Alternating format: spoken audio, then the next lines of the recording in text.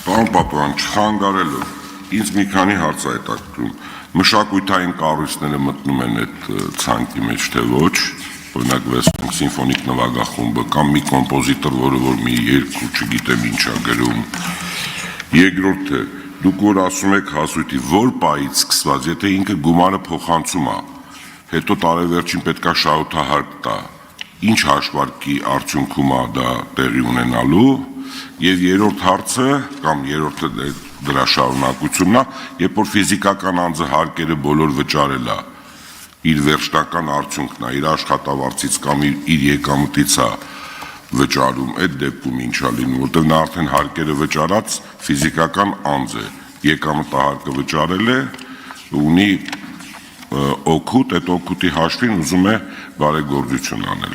Եվ բարեգործական հիմնադրամի ինստիտուցիոնալ իր նշանակությունը ինքը այդ գումարները տարբեր տեղերից գալիս է։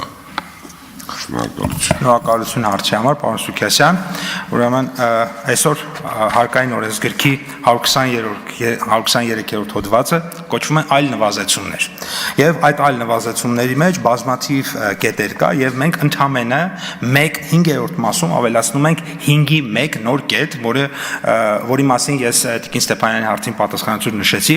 ձեր նշած ձեր հարցի առաջին մասը, արդյոք մշակութային հիմնարկները մտնում են թե ոչ, այս պարագայում ոչ, որովհետև միայն դրված է տարական, հիմնական, միջնակարգ, արհեստագործական, միջին մասնագիտական, բարձրագույն մասնագիտական ծրագրեր իրականացնողները, որոնք լիցենզիա ունեն եւ պետական եւ համայնքային նշանակության կազմակերպությունների մասին է, եւ այս մասով նշեմ, որ մնացած կարգավորումները, ինչ որ նշեցիք, որևէ այլ կարգավորման մենք չենք կպել, ընդամենը այստեղ այդ 0.25-ի մասով, այս մասով բացառություն են կարել, որ դարձրել ենք 2.5-ի, որպեսզի իրենք կարողանան իրենց հարկման բազան այդ չափով շահութահարկ վճարելուց նվազեցնել։ Իմ ժամանակը ավարտվեց։ Շարունակեք։ Շատ լավ։ Մնացած մասով կրկնում եմ, որևէ այլ փոփոխություն չունենք, այսինքն հարկային օրենսգրքում ինչ կար, նույնությամբ մնացել է, ի սկզբանե ձեր առաջարկը եղել է կամ ձեր հարցի սուբյեկտը եւ Տիկին Ստեփանյանի հարցի սուբյեկտը, այսինքն եւ գիշերօթիկները եւ ուրեմն մշակութային հիմնարկները եղել են առաջարկի մեջ, բայց հետագա քննարկումների արդյունքում կոնսենսուս ձևավորվել է այս առաջարկի շուրջ, բայց